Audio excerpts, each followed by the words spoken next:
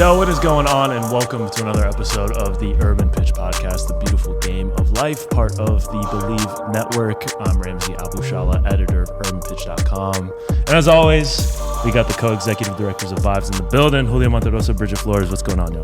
What is up? Another day. Yeah. Another dollar. We're missing the Lakers game for this, so I mean, we're dedicated. They win. We're really dedicated for this out here. So, but it's worth it because we have a very special guest in joining us via Zoom for the Portland Thorns. She's a two-time NWSL champion, Tegan McGrady, in the building. Tegan, what's going on? Hi, nothing. Thanks for having me. Yeah, thanks so much for taking the time to speak with us. Yeah, so I mean, we mentioned the two-time champ. That's a feat in its own, but I want to start before that because winning the winning started like you're part of winning programs before you're even a pro. National champion with Stanford.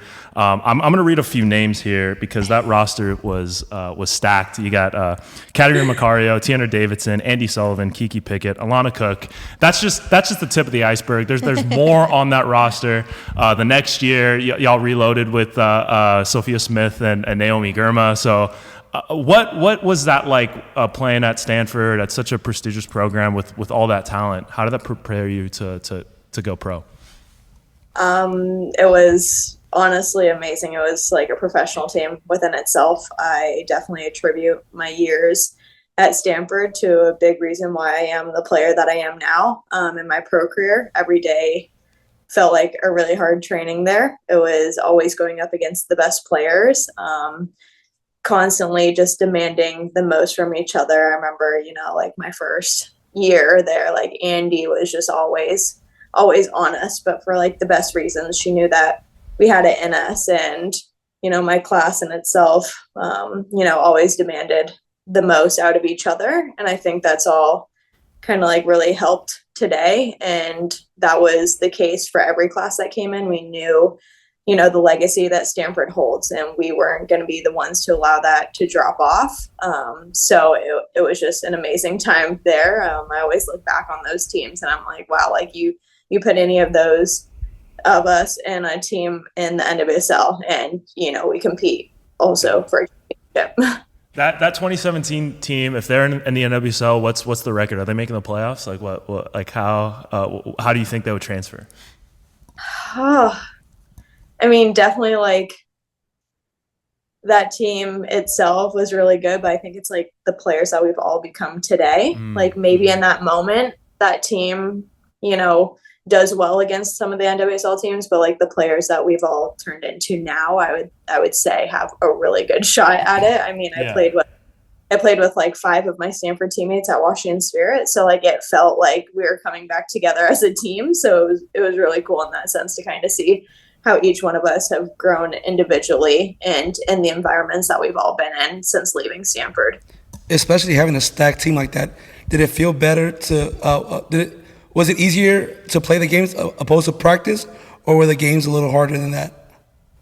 The games were definitely different, but I would say like because of the trainings and whatnot, it made it that much easier on ourselves when we did get to games. It was even the players that aren't on that starting team are, pushing us in practice, and they easily could have been starters at any other school or anything like that. So when you have that scenario, it only sets you up for success.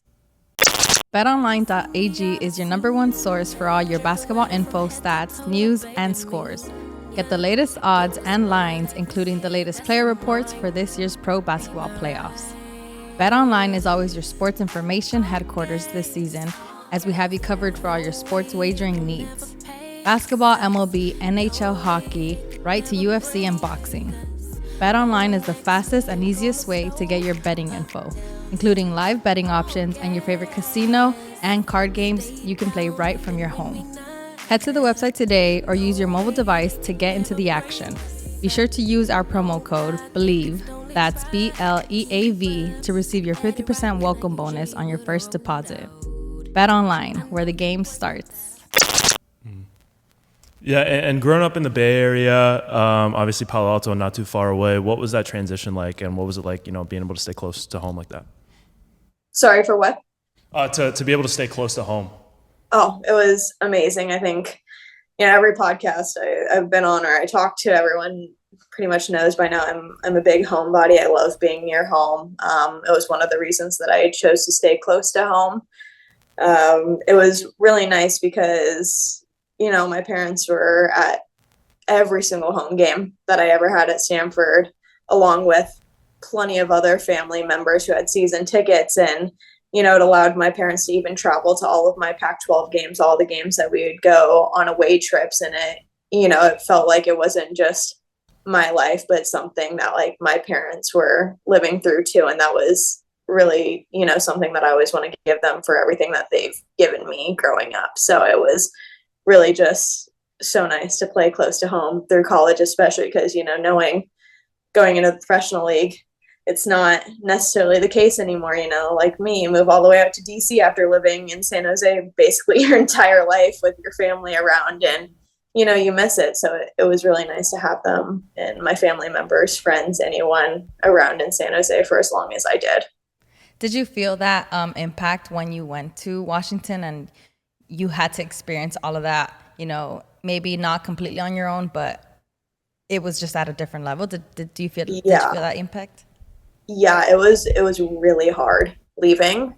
I don't think I had that much time to really grasp what was going on. I was drafted in January and had to leave by March, end of February. So it was a really quick transition. I think it was almost better that way. I didn't have much time to really think about it all too much. But when I did get there, especially with the first season that I had, just a massive injury, not being in for most of the year, I had a really tough time. And I really had to dig deep into the person I was and the player I was, and, understand that the 4 years that I had just had at Stanford and growing up near home wasn't always going to be the situation and case anymore. And I'm kind of glad that I had that at the beginning of my career. It was, just the start of many adversities that I've had to face now in my professional career. And, I think the quicker that you can get over that adversity and go over that hump, like the better off you are for setting yourself up for success later on. So, I love my time in Washington. And I never probably would have seen myself going to the East Coast if it weren't for that. So I am really grateful for my time there. Mm. Yeah, and speak on that time in DC, because there's a lot going on, especially in that year. Y'all won the championship. A lot of kind of like tumultuous stuff going on within the organization, but to kind of rally together and make a push. I don't think anyone like before the season had the spirit like predicted to win the championship, right? And then that crazy game against Chicago in the final. How can you summarize that run to hoisting the trophy that season? I think it all just came down to like we had a massive team talk one day, and it was just we can only control what we can control, and we can either have a miserable rest of the season after everything that's gone on, or we can just play for each other and for ourselves, and we can only control what happens, on the field moving forward. How do we set ourselves up for next season, for other things? We just have to trust and believe in one another. We have the players to do it. Now it's just up to us. Even if everything else on the outside is going terribly wrong, how do we still make this about us, and how do we continue to push through, especially when no one else expects us to do so. So it was almost, like your typical underdog story where you're like, yeah, like no one expects us to do any of what we're doing. And we're like, we have to be here anyways. So if we continue to make it miserable for ourselves, like we're going to end up hating this game. So how can we do this for each other and kind of just like stick it to everyone else and everything else that was going on? And the only way that we knew how to do that was to just play. Yeah, and what was that celebration like post trophy? I was like, did y'all go out? Was it you didn't sleep for 2 weeks? Like what was the post?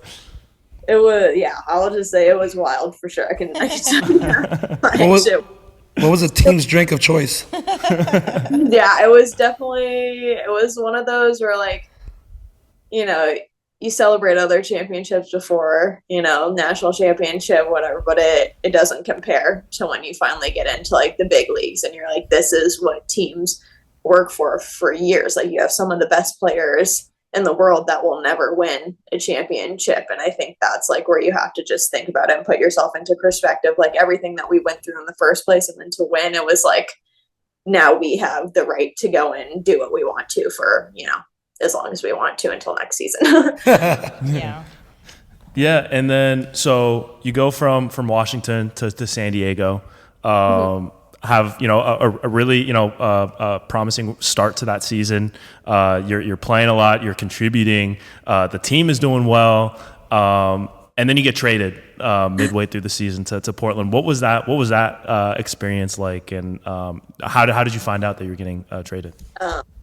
Mentally, it was probably one of the hardest times I've ever been through in my career. I think I was feeling everything at once. I was so happy that a team like Portland really wanted me. Like, that in itself, you can't even the fact that they were putting their, trust into me as a player to come and be here and be seen as something else was something that, once again, I'll be forever grateful for. But then it was also so hard to grapple with the idea that another team didn't want what I had to offer. And so you struggle with that inner self of being I'm wanted, but I'm also not wanted at the same time, especially when you start off a season so well and you are playing, and then it kind of just is comes out of nowhere and you're it makes you really question yourself. And I questioned myself for a long time, probably even until after the season was over. It took me a long time to process it, but Portland gave me that space to do so. And I think that's one thing that you never really truly understand as a player until you go through it, is out of season trades are hard, but in season trades are even harder.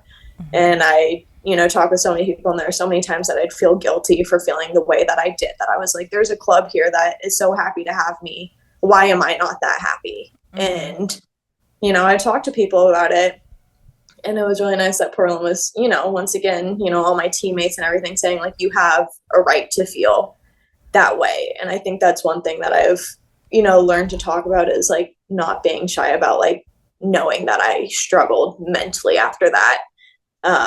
But coming into an environment that also gave me confidence at the same time was really uplifting. So I think it was just one of those things where you're happy, but it also is so hard to leave behind a life that I was, really happy with off the field, and to try and figure that out all over again after I'd had a couple of rough years was, really hard. And it was just one of those things where it's how much more of this am I going to have to go through? I finally am having a great season. I'm not injured. I'm not, doing these things. And then you get traded, and it makes you question a lot about yourself, your job, what you want to do moving forward. Because when the only reason that I probably continued was I knew that I felt valued in Portland. And at the end of the season, honestly, if Portland didn't show that they valued me, I can maybe honestly say that I wouldn't be playing anymore. It's so hard. It gets to that point where you're is this how I want to continue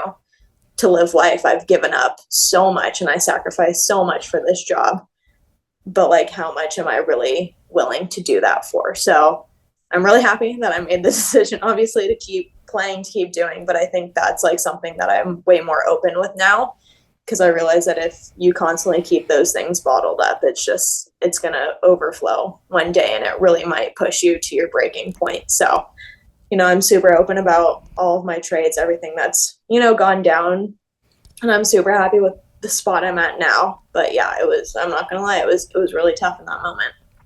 And I feel like what you're sharing right now it's so important to highlight and elevate, because these are the things that a lot of players right now that are trying to make it to the pro spaces don't think of, right? These are the mental and the emotional tolls that you have to take in as a pro player that people don't necessarily prepare you for. And I feel like what you went through was something that you went through, and it's built you to be the player that you are now. But I don't know, and this is just me saying from what you've been sharing, there wasn't really anyone who could have prepared you for that kind of like experience. And I feel like your story right now is going to be able to like prepare, you know, like the youth now and like the student athletes now and the ones that are trying to make a pro to recognize like it's all fun and games, but there's also this like emotional mental toll that takes a big part of the process and the journey. For you, once you made it into, you know, like processing all of that and going into Portland, and then you know, you and the team winning that championship, what was that like? And do you feel like if you all wouldn't have won, do you feel like it would have been a different experience, like all around? Yeah, that's like a really interesting question that I don't think I've really gotten ever since winning with Portland. It very much could have changed how I felt at the end of the season. I mean, winning makes everything feel better, right? Right. It makes the hard days seem that much easier when it means that you get to win at the end of the year. But I can truly say that after, looking back on last season, even if we wouldn't have ended with a win, I would still be grateful for, once again, just a club and a team that fully stood behind me as soon as I got there, which is not always the case when players go certain places. Mm-hmm. So I was, truly happy about that. It's the winning definitely makes it that much sweeter. But I don't think I would look back and be like, yeah, that's not, of course, everyone wants to win at the end of the year, but to even get to the point, that I did, it was really, really special. And I would have stood behind any of those players last year, even if we didn't win. And I would say that this is still a very special team and was a very special team last year. And, they are a big reason why I chose to keep playing. Mm-hmm. Yeah. And back to what Bridget was saying, she mentioned, it's important for players to kind of get exposed to some of the rigors, the mental rigors that go with being a pro athlete. But I think for fans as well, it's also important too, because like all of us are fans. Like I'm a huge sports fan. Like I wouldn't be here if I wasn't. But it's easy for me to be like, oh my God, like this dude's a bum, this girl's a bum. Like what's going on? Like like it's so easy to be critical to athletes, and it's really hard to understand that there's other stuff off the field that's going on. Do you think? Oh, she's so lucky she gets to play soccer for a living. And, you get the whole adage that, everyone thinks that athletes are robots, but there's obviously so much more that's going into that. But I think that whole attitude is starting to change a little bit with more players getting platforms to kind of speak up for themselves.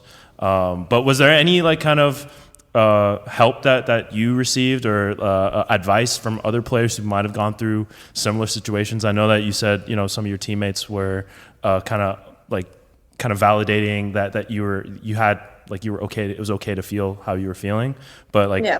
Was there any advice from other veterans in the league to kind of help with that transitional phase?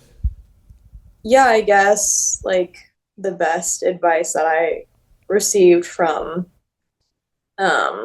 teammates and coaches and whatnot was just like I said, just like the validation of them being able to tell me like you're allowed to feel like what you want to feel, and all your feelings right now are very valid. And I think that's one of the biggest things is like when you can be told that what you're feeling is valid no matter what it is. Like it's a hard transition, and doing so was really nice. Like the sports psych at San Diego, they still offered for me to be able to talk to her through the rest of the season, which was, so nice. I, had this close relationship with her when I was in San Diego, talked to her all the time. She was always around. And so for them to say, as a part of what we want to do, we will allow you to continue to, keep up with her through the rest of the year to make sure that you are in the best place to finish off a season, especially with such, a hard road ahead. And so that was something that I also really appreciated, because I think especially when you start talking to sports psychs and people, just stopping is really hard and it puts you in a bad place. So I think just everyone giving me these avenues of being like, we're here for you, whether it's to talk, whether it's a shoulder to cry on, whether it's you're mad and you just want to vent, like we're here for that and will continue to be that for you. And so I think just those avenues are what really helped me. And it's one of those things where I don't think that anyone really tried to give me concrete advice, because there's not much that you can really say to someone in that position. It's more or less just they want to know that you're just there for you. So for me, knowing that they were just there for me was really nice, because, there were some days where I didn't necessarily want advice. It was more just like, I just need someone to hear me, because this has been a really hard transition. So I think sometimes, the best advice is just listening to someone, and that's exactly what they gave me last year. Yeah. But going back to winning the championship, obviously there's a lot of things that went into the run up to the champion, to NWSL playoffs and all that. But how wild was it that, so many things changed, so many circumstances changed. If you would have stayed in San Diego, who knows what would have happened? Like, they had a great, my money was on San Diego going into the playoffs last year. But moving to Portland and winning a championship with them, what was going through your head, winning a title in back-to-back years like that? I guess it was just. Sorry, can you repeat the question? I just want to make sure. Yeah, no. Just what was going through your head winning the second title, after everything that went down and changing situations, and then getting a chance to play for a second straight championship. It felt amazing, but I also, it's one of those things where it's hard going into that situation, because that Portland had built this team from the beginning of the season. So you don't just want to come in and be like, yeah, all me, no, a lot of the times, especially during the celebration, I would just be admiring everyone else, because I could only imagine what they have gone through the whole year and the years before and everything that's been coming out. So I know that they didn't have an easy year either. So it was almost just I almost felt of course I was on the team, but I almost felt like I was admiring them, kind of like a fan would, and that outside perspective where I was really happy to be there and on the team with them. And I, was happy that we obviously got the win and that I was going to be a champion. But a lot of people ask me, how does it feel being back-to-back champions? And I was it doesn't necessarily feel like back-to-back for me, just because it was with two very different teams, two very different things that happened. And as much as it was a back-to-back, it was one of those where, the year before I was very much involved in, the team and the win. And last year was kind of like I'm watching this team do it. Of course, I'm contributing, but I'm also getting to admire how much hard work is going in around me, and how thankful I am for this team who has brought me in, while just trying to celebrate them and everything that they did. Because at one point in the season, they were, my enemy. So it's one of those weird situations where you're at one point, I didn't want them to win. I didn't even want them to win. I wanted them to lose every game. And in this position where I'm I, want this team to do amazing. So it was just a very interesting situation, but definitely one that I was so happy I just got to sit back and watch a lot of those players just be so happy about it as I was. Yeah, you were definitely taken through a whole roller coaster of emotions there, going from one team to another to a whole nother, and then the uniqueness of winning 2 back-to-back championships. But now, so post-championship, you're with Portland. What has it been for you building that team dynamic with them?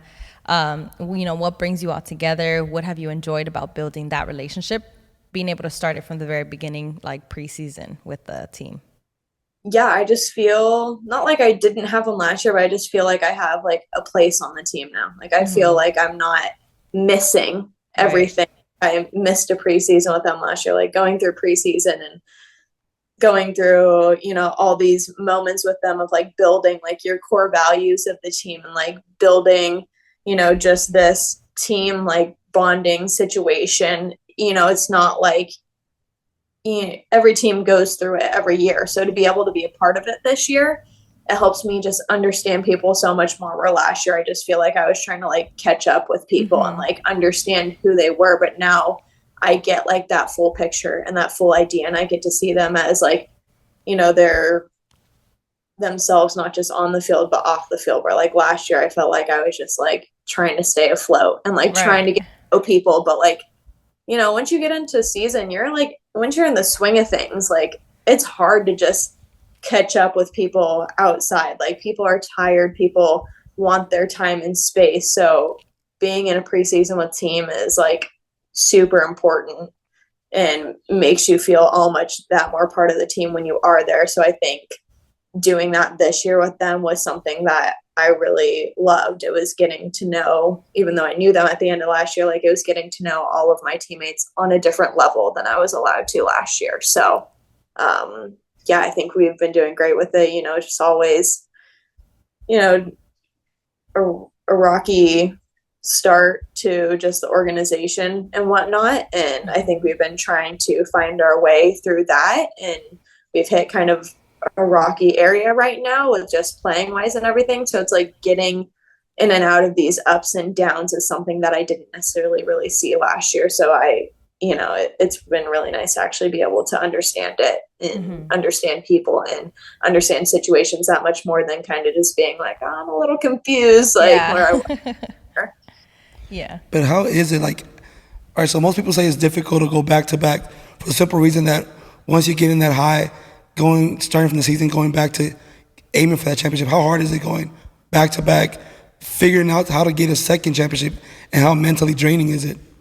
Yeah, it's really hard. I think there's a big reason why a lot of teams don't go back to back. It's really hard because you've gotten to, like you said, this really high of a high place, and you want to continue with that.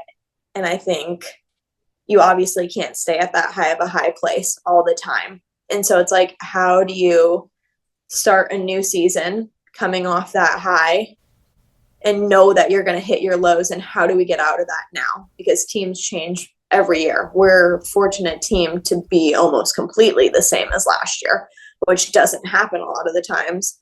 But it's definitely one of those things where we have to learn how to do that all over again, especially with other teams changing. Your tactics change, all these things change. So it's understanding each other, understanding that when we do hit a low, that we have to tap back into that championship mentality of like, how do we get back to that spot? How do we get back to it? And I think it's almost like you're competing with yourself in that sense more than you are with other teams at the time. You're like, dang, we were so good last year. Like, how do we get back to that? And you almost can't even like think about it. You're like, we can't be the same that we were last year. We have to tap into a different side of us in order to continue to grow and be better. You can't just be as good as you are last year, because teams are going to come in being better than they were last year. So how do we, even though we won at the end of the season, how do we come in and figure out a way to be better, even though we were at the top last year? Because, you know, when teams do lose, they're like, we could have done this differently. We could have done that. But when you're the winning team at the end of the year, you come in and you're like, so what do we change? Do we want to change it? Because that's what worked for us before. But we need to find a way to be better. And I think that's a really hard thing to do. And I think you can honestly only do that when lows come. Like, we had a really hot start to the season. We're hitting a lull right now, but we need that in order to continue to grow again. And you're not going to get any better unless you have some sort of dip in your season and come back up on the other end. Yeah, I think that's such a real aspect to it that, like, as a fan or as like an outsider, like, you don't really think about, because there really isn't an answer to that, right? Like, especially from the very beginning. For you all in the you've mentioned how it's important to build those relationships and dynamics during the preseason. Is there any like rituals or routines or things that you do as a team that like helps, you know, strengthen that team dynamic?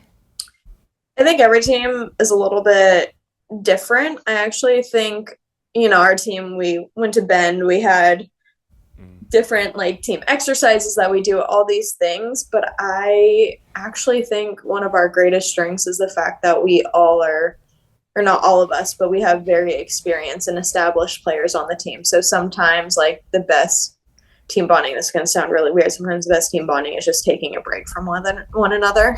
You have to like regroup and refresh and do all the things that you need to. And so you kind of have your, you know, your ways that you do that. And that's understanding one another and what one another needs. It's like, okay, like this person is feeling this way. So like we need to give them their space, or like we need to do this for them. So it's how we pick up each other on like the rough days versus like, okay, like how do we get the energy going when maybe the biggest energy giver of the group isn't having a great day. So it's one of those, like we have to constantly understand one another, play off one another and who we are as people. So I think there's not like anything concrete that we honestly really did like in terms of team bonding, except for when we were in Bend and in preseason camp, other than just like knowing what one another needs. And like, we're not afraid to ask it from each other when we do need it, which I think is like a very unique situation to get that comfortable with each other. To be able to tell people, I need this, I need that. And we feel comfortable doing that with each other. Yeah, so y'all weren't doing like karaoke or none of that? We did an escape room at the beginning of the and we did it like, obviously not all of us in one. There was like 4 teams and it was like a competition. And like the coaches did one and it was like who could get through their escape room the fastest. So that was really fun. Did your team win?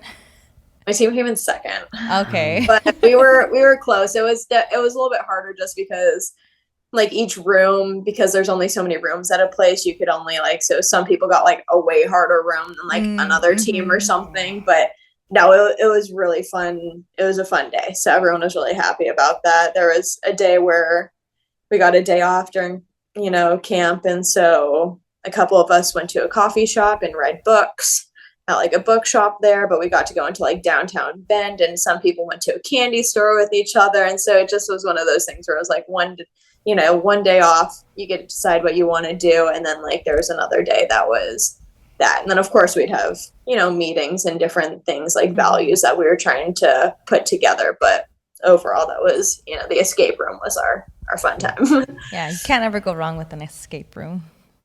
What? You can't ever go wrong with an escape room. No, I love escape rooms. I do them all the time. So it's really fun to like, it's really funny to do escape rooms and like, you can kind of like see people's like thought process. Right. You automatically know when someone does escape rooms because it's just like a different out of the box type thinking. I remember the first time I did one with my boyfriend and his family, and they did them all the time, and I literally would just like, I watched them the first time and I was like, how did you even think to do that? I started doing more and more with him, and now I'm like, you know, we go into an escape room and we're finishing it in like 30-40 minutes, just the two of us on like a difficult one. So I'm like, it really is just like a different type of thinking. So to see all my teammates like thinking in a certain way, and everyone knew that I had done multiple before, they're like, oh, like you're just gonna be like watching us, like wondering like, what are you doing? It's just a hard thing. If you've never done an escape room, you're like going there and you're like, I don't even know where to begin. Like this isn't easy. So yeah. Yeah, it really tests you as a person. I would love to go to an escape room with these two to see how it goes with them, because I've never been in one, but I just know that I'm gonna get so frustrated with you guys. Has no patience. He barely has patience too. They both get frustrated. Yeah. Then it would all fall on me. That's as not always. okay. No. Just like these podcasts, I'm always carrying the team. So I would carry the escape room process as well. I wouldn't do an escape room, but I would escape these two for like a long 3 months. That would be a dream of mine. Yeah. Escape rooms are definitely like it was when me and my boyfriend did our first one. I was like, this is a real relationship test. Yeah. I was like, oh gosh, I don't know how this is gonna go, but it was fine. But it was one of those where I was like, this really puts like friendships and relationships to the test. It brings the red flags to the front. It really does. So like you can see them, like there's no filter. So it's a good way to kind of to get those out of the way and see like, is this a person that I really want to be spending time with? My next first date, escape room. Yeah, I got it. Yeah, there you go. It really tests everything. But I love it. If you guys do one, let me know. I'd love to know how it goes. Yeah. All right, yeah. That'll be our next like video off the pitch segment. Yeah. We'll do a remote segment. At an escape room. If you see no more videos being released, just know how bad it went. We cut it off. Or we could even have you grade like our thinking, like ask an expert type deal where you pop in and you criticize, what we did wrong. For sure. Yeah.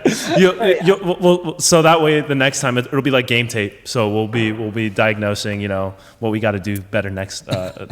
Yeah. So back to on the pitch. Sorry.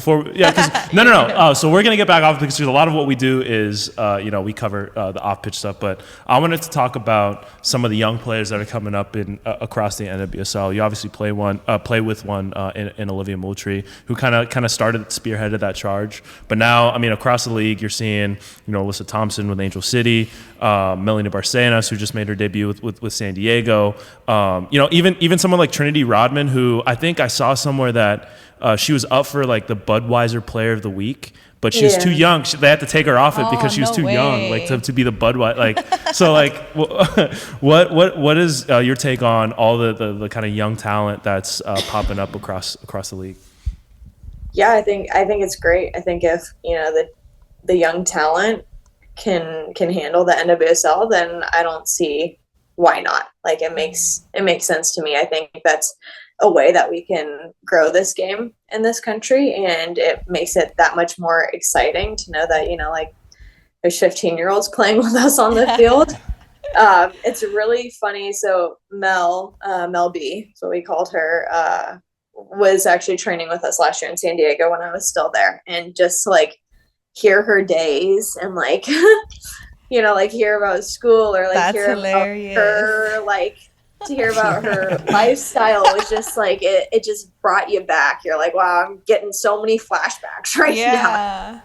I haven't been in 15 and 10 years, whatever. You're like, oh wow, your lifestyle is just so different. I know. And to be able to surround yourself by so many amazing players, but also so many mature players, so many players that have established lives off the field is a whole thing within itself. I remember being one of the youngest at Washington Spirit. I wasn't obviously 15 young. I was 21, but you get the oldest players on the team that are like, oh gosh, we got a 21-year-old coming in here. What is this? And so it's really funny being on the other end of that now and being like, oh my gosh, tell me about your day. What do you do? Because this is different for me. So I think it's a different dynamic, but it's really exciting to see that there's players at that level that do have the talent and quality to be, out there with, so many players that have so much experience in this league. So I think it's great. Did she teach you any TikTok dances? Oh. Hey, can you perform it? She kept you young. No, I kind of I haven't done any with the players in the league, but it's always so funny because I have a 16-year-old cousin. So I was with her in LA one time. We were at Disneyland, and she was like, "Let's do a TikTok dance," and I'm like, "Oh God, the pressure." This isn't going to be great. So it's funny watching the younger generations obviously go through that, and I wish I would do more of that, but I'm not much one for in front of the camera dancing. Yeah. So what's it like? What kind of mindset do you have to take on when you're playing mainly against someone that is younger or that is 15? What for you in your position, what mindset do you take on knowing that? I think it's more just making sure that you don't underestimate them. Even though they're younger, their skill is great. Their, passing ability is also great. So it's making sure that you remember, even though you're going up against a 15-year-old, they're obviously just as good as everyone else in this league. So you have to play against them, like they are the older players of this league. And, I think a lot of them are super crafty. So it's just making sure that you're staying mentally checked in and understanding that they might pull out something that you don't ever really see because they do have the confidence on the ball. So it's making sure that I think that's the biggest thing. It's just not underestimating them for what they are just because they're 15. They'll put the moves on you, they'll leave you in the dust, and you got to make sure that you understand that. So it's just, that's a massive thing, I would say. Yeah. Especially as a defender, is there any like kind of intimidation that goes into that, where you kind of got to show them like, this is the pros, like, just go a little extra hard on a shoulder check or what? I mean, yeah, if it comes up that way, then like yes, but I think that's just like part of the game. Like whether you're a 15-year-old or whether you're, one of the oldest players in the league, like as a defender, I'm going to show you what's up if I need to. So I think it's like about that, like no matter how old, how young, who they are, I think that's like a big part about defending too, is like knowing who you're going up against and like knowing their tendencies, knowing, are they going to cut in? Are they going to go end line? Are they really fancy on the ball? Are they going to be more of like a speed on, just speedy on the ball? So it's really, anyone that you go against is just not underestimating them, knowing that anything could happen at any time. You're like, I will toss you. And you have to show them. That's how they learn too, right? It's through that process. Yeah, it's definitely a process. I mean, it's a process for everyone. I think one of our favorite things that we like to say is like this league a lot of the time is like baptized by fire. Like you just get thrown in and you have no other way of figuring it out besides just learning for yourself and experiencing it. You can be told, all the different things that you want. You can be coached, but you're never going to understand really until you just get in there and you do it. Whether that's making a mistake or doing great, it's going to happen to you at one point or another. And that's like the biggest way to get ready for those types of games is just to do it. Mm-hmm. What was that baptized by fire moment for you? What was my baptized by fire moment? Oof.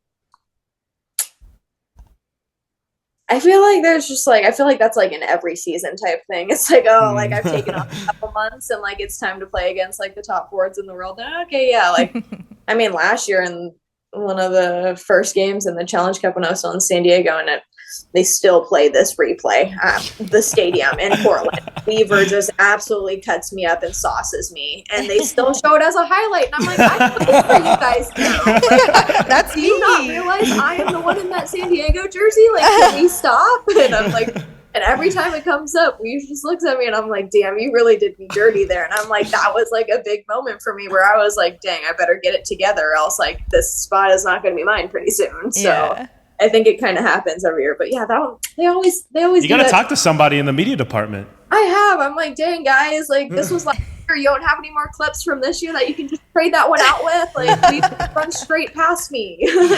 Or you can get even in practice. I'm just saying. I know. I'm like, I know. It just, I think that's like a big thing too in this league is like, as a defender, you want to win every 1v1, but like, the amount of skill and the amount of speed that you're going up against. So, you're not always going to win those battles, but it's like how you do with them, how you learn from them. So, yeah. Who's your top three in terms of, opponents that like you gotta kind of mentally prepare a little bit more for across the league?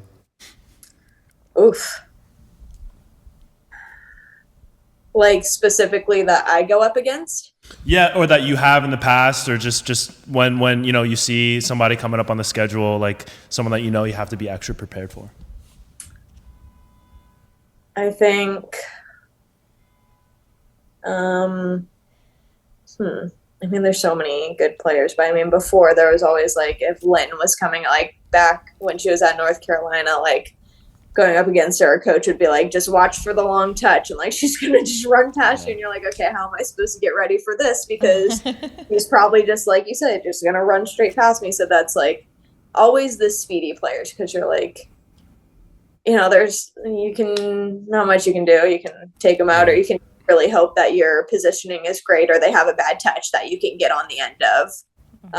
So that's definitely like the speedy players are always hard to go up against. And then you just have like, I think one of the hardest things to defend in the NWSL for sure is like dynamic midfielders. So like Dabinia running through pockets is ridiculously hard to defend, because you're not only worried about forwards, you now have Dabinia running full speed through your back line, hoping, just praying that she's offsides. You're like, oh no, or just like getting the ball in, just opening up so much space. And you're like, I don't know exactly what I'm going to do with this. So it's like the really dynamic players and speedy players that catch you off guard real quick.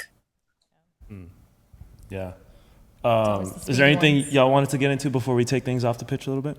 No, I think we're good. All right, cool. Yeah, so going back off the pitch, now that you've been in Portland for a year, longer than, more than a few months. Yeah. You had time to settle in. I was doing a little research and seeing that, you love your coffee. I know Portland is kind of known for having a lot of really cool coffee shops. Have you found your spot? Is there a daily spot that you go to, or is it you're trying new places here and there? I lately have been trying different places. There's so many that I go to now. It really just depends on the day. A lot of it kind of depends on where I'm walking Gus at, and like the nearest coffee shop to wherever I'm walking him or taking him to a dog park is kind of like the one that I'll stick with. But I mean, I've been to so many lately. I live like really close to Good Coffee, which is one of my favorites. I have Q Coffee, I have Ovation, Dragonfly, Case Study, like they're all within blocks of me. So I never really just continue to go to one because I have so many. So I get to switch it up all the time, which I really like. I enjoy it. So yeah. Yeah. I love that the coffee shops in Portland have like such like really cool names too, like Case Study, Dragonfly. Yeah. Have you had a chance to visit Barista? Yes. So what are your thoughts? Because I went there when I visited Portland, and I absolutely loved it. Yeah. So I actually walked to Barista the other day with one of my teammates. I love it. It's one of my favorite around here. So I live really close to it. So it's nice. I do really like it a lot. So yes, it's a great one. Yes, my goal is to go back to Portland and go back to Barista because I honestly fell in love with it. That's your goal? Yeah, that's my goal. People have other goals, but hers is coffee. Coffee is just such a big Barista thing. Is great. Yeah, it is great. I'm so sick of Starbucks. Like, I want some. I miss Barista. I have not touched a Starbucks I got back here in January. Since before then, when I was home in San Jose, it was like the last time I've had Starbucks, or I think it was like when I was on my trip. I was coming back from Hawaii right before I came back here, and I think that was the last time I've had Starbucks. And it's now like it's now May, and I haven't had it since before January. I'm like, wow. Yeah, I'm so jealous. I'm so sick of Starbucks. Blue bottle. If you're gonna go out, you gotta go to Blue Bottle here. Yeah. Blue bottle's starting to but that's pop the up. thing about LA, like there's only like pockets where you'll find like really good coffee shops, and if not, then all you see around the corner is Starbucks. Whereas like Portland, like there's options that you can walk to. There's so many options. Yeah, I do have 2 Starbucks like right near me, but I don't ever feel the need to, and there's so many others around me. So yeah, that makes sense. What about Powell's Bookstore? Have you been there? I have, not too much though. I'm not as big of a reader. I'll read. I'm like one of those where I'm a binge reader, so I'll find a series, I'll read it in like a week, and then I take like 6 months off from reading. Yeah. So I tend to do that. I get really into like a series, and then I'm like, okay, I'm done. I'm done reading for a little bit, take off my 6 months, and binge watch everything on every streaming site you could think of. That makes sense. So that's more me. I don't really go to Powell's all that often, but one of my teammates is like an avid book reader. Like I think she read like 5 books in like 2 weeks. So I was like, she skirts through them. So that's awesome. And so another thing we cover a lot is music, and growing up in the Bay, obviously the Bay has its own super, culture. Unique music scene too. It's one of the last like regional sounds left in the US. So what was that like growing up in the Bay, and what were some of the music artists? What are your favorite Bay Area slaps? Yeah, the slaps. Oh, the slaps. Definitely Fizzle Dance, like that one. There we go. Yeah. That's like one of my favorite. Like I don't really pull it out only when I'm in the Bay Area. It's like, like everyone just looks at you weird if you're like doing it somewhere else. They're like, what are you doing? I'm like, nah, you don't understand. You don't get it. I know. So like, that's definitely one of my favorite, Feeling Myself Mac Dre is a big one. One of my favorites. It's just, it's a different vibe. I loved growing up in it, going to like, I like can't imagine what like other schools like high school dances were like and stuff because I grew up in a nice area in San Jose, but going to public school, you get all the culture in there. It was in like a very diverse area in San Jose, so it was really nice to always see like the different sides of everyone and the different cultures, and you would go and do things, and I think just even like going out in downtown San Jose, like you really see the difference and like going out in other places. So yeah, I loved it. I still love all my Bay Area music and I still listen to it, and being back home is always great. Yeah. Is that your go-to like hyphy music before games, like your pre-music, your playlist, is it all Bay Area? Yeah, it definitely encompasses a lot of that. I don't listen to hype music as much before games now, just because I just get like really anxious before games. So when I do listen to like my hype music, it's hard. So I try and keep it like earlier in the day. I'll do that, and then when I'm actually like getting to the stadium, getting ready, it's more like very calm music, which I know is different. And then So what is that pregame music looking like? I'd say it's more like Khalid vibes, just like very soft, very like something that brings my heart rate down, just like kind of chills me out more than anything. Keeps me not thinking too much about it and gets my heart rate too high. It's just something that, Khalid's definitely like a big one, and like along those lines of just chill music, not too much to it. Yeah, I feel that. So now, I mean, sticking with the Bay Area, with the NWSL club coming to the Bay Area, Oakland Soul was in their inaugural season. Now they're joining the USL Super League that's coming up in I think next year. What's your take on just like the whole kind of movement in when it comes to soccer in the Bay?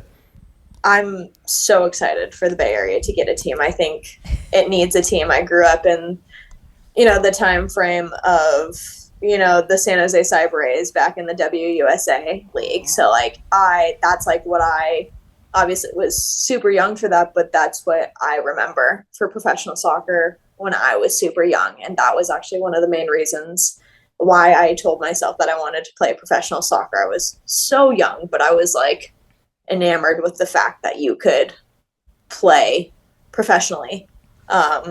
So that was like a big reason, and I loved watching them, and I'm really excited for the Bay Area to get a team. I think they need one. I think women's soccer and soccer in general in the Bay it's grown so much, and it's always been a massive area, especially for women's soccer. You have Stanford, you have Cal, like you have these amazing soccer programs around it. I think it's it's only going to grow more and more, and I cannot wait to watch that stadium fill up for a Bay Area team. I think it's amazing, and I'm super happy that they're getting a team.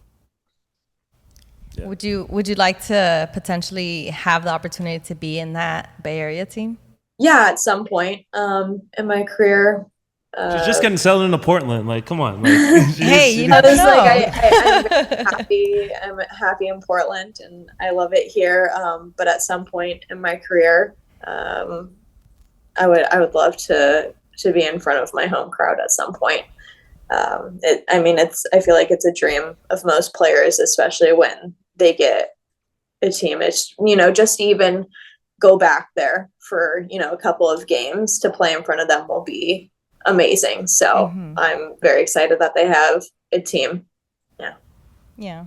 For now, you're, repping the Bay in Portland. So we'll take that. Well, I will continue to do that. Yeah. All right, Tegan, we're running out of time here, but this was so much fun. We really appreciate you taking the time to share everything you did with us, and just to talk with us in general. So we're going to be watching you. We're going to continue, keeping up with you. We do this with all of the guests we have. I don't want to put this on you right now, but every guest that's come on the show, it's almost like for over a year now, has done something, whether it's scoring a goal, making the professional debut, doing some crazy assists. Like we call it the urban pitch boost. So we're throwing those vibes your way. Thank you. And we'll continue. And if you do something, I'm not gonna say we're gonna take credit, but we're gonna for sure put that out there. We're gonna be watching. Yeah. So, please do. I need all the good vibes. Yep, all the good vibes to you, all the positive energy. Keep doing your thing. You. We'll be rooting for you, and thank you for just taking the time to sit with us and hang out and conversate. No, thank you so much for listening, and it was a great conversation. I enjoyed it. Hey, and shout out to Gus. I'm so glad we got to meet him because I saw on your Instagram and I was like, oh my gosh, I love this dog. He definitely loves the camera, so I'm not surprised that he decided to make an appearance. All right, Tegan, thank you so much for joining us. This has been the Urban Pitch Podcast, the beautiful game of life, part of the Believe Network. For Tegan McGrady, Julio Monterosa, Bridget Flores, I'm Ramsey Abushala. We'll catch you all next time. We're out of here for now.